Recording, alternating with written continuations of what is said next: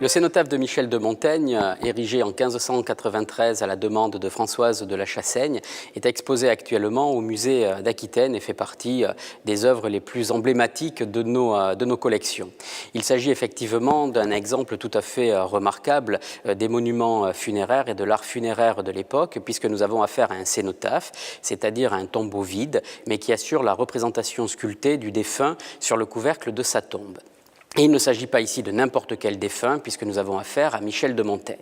Lorsque l'on regarde la structure de ce cénotaphe, qui est un magnifique gisant, caractéristique de la mode funéraire de l'époque, même si la tendance va de plus en plus à la représentation de l'orant, qui est une vision en quelque sorte un petit peu plus moderne,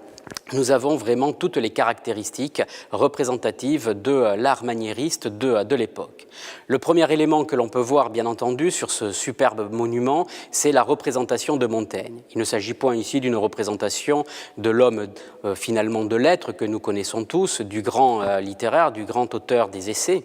ni même du maire ou du magistrat, mais nous avons plutôt, ce qui est étonnant avec notre regard du XXIe siècle, plutôt la représentation de l'homme en armes. Et nous voyons d'ailleurs que les tailleurs, les maîtres maçons, Guillermin et Prieur, ont voulu véritablement mettre une touche de réalisme à travers les détails très importants qui apparaissent en particulier sur l'armure, qui est faite principalement en lamelles d'écrevisse, caractéristique donc de l'époque, où l'on peut voir en grande partie le rivetage ou l'ensemble donc des attaches. Le visage de Montaigne est particulièrement intéressant puisqu'il s'agit finalement du portrait de Montaigne le plus contemporain de l'époque à l'âge de sa mort, et donc nous pouvons préfigurer à travers la volonté maniériste et réaliste des auteurs, avoir finalement une idée réelle du physique du célèbre philosophe. Le cénotaphe est également composé d'une partie médiane sur laquelle, cette fois-ci, apparaît notamment deux épitaphes, une en latine, une en grec. C'est bien entendu un hommage aux lettres classiques, Montaigne étant également polyglotte et maîtrisant ces deux langues. Les deux représentent à la fois le cursus de Montaigne et en même temps, pour l'épitaphe grecque, une sorte de divinisation, un panégyrique qui aurait vraisemblablement étonné le philosophe des essais, qui s'intéressait en quelque sorte à la futilité de la gloire et des vanités. C'est la raison pour laquelle nous voyons à côté de ces épitaphes, en grande partie notamment, la représentation de têtes tout à fait macabres. Ce sont les seules concessions macabres qu'il y a sur le monument, et ces têtes sont appelées des vanités, et nous les voyons effectivement de manière squelettique, complètement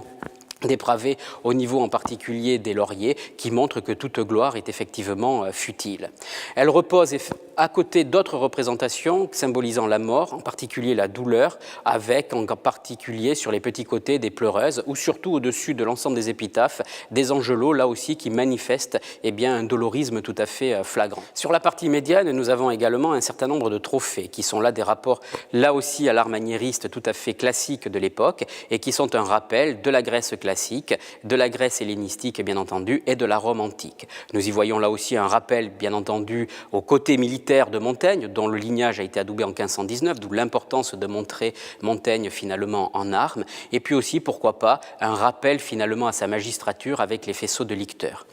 Le tout repose en grande partie sur un soubassement dans lequel les deux auteurs se sont fait un grand plaisir pour montrer leur talent, notamment à travers la qualité des rinceaux d'acanthe. Donc, à n'en pas douter, le tombeau de Montaigne et son cénotaphe est véritablement un exemple tout à fait remarquable de cet art funéraire, une œuvre tout à fait incommensurable dans nos collections, et c'est la raison pour laquelle nous avons entrepris cette aventure de sa restauration par ce financement participatif, et c'est la raison pour laquelle on compte sur vous.